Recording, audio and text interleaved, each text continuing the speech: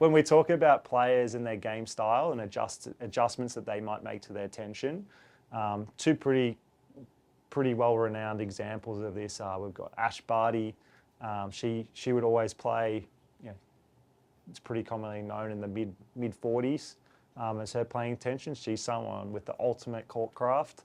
And then we can compare her to, say, our current world number one in Sabalenka.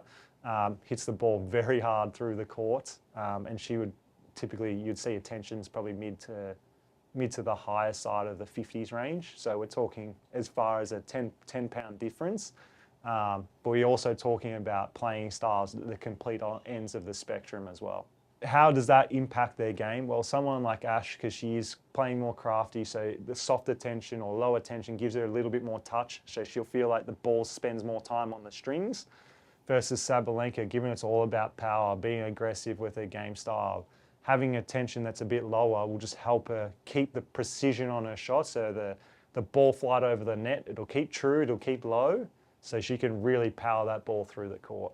Different tension versus different opponent. Is it a thing? If you ask me, I'd say absolutely it's a thing, right? I think, is it taken advantage of by players? Absolutely not. That's something we're starting to begin to work with our athletes. Once we've actually got through that first step of, hey, you can adjust your tension based on whether the ball's going long or short. Don't worry about the playing conditions, just long or short. We can do the same thing to prepare them for their match. So if you're playing against a player who hits the ball incredibly hard and you naturally hit the ball flat, you're not going to want to have a low tension in that game, because their incoming ball speed is going to sink that ball right into into your racket.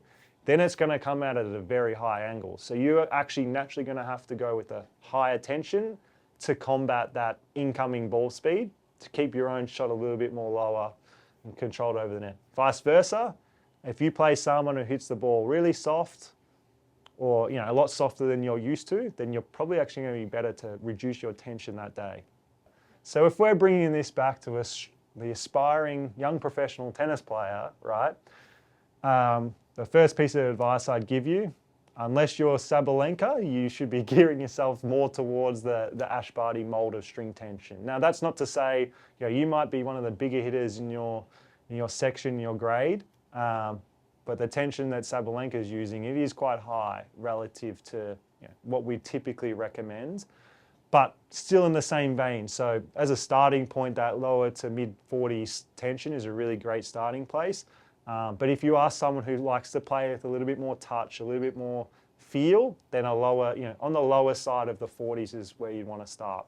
If you're someone who feels you play a little bit more aggressive, and you try to get up in the court early in a rally, you're going to play on that higher side. So probably more towards low 50s than high 50s, but still within that same range.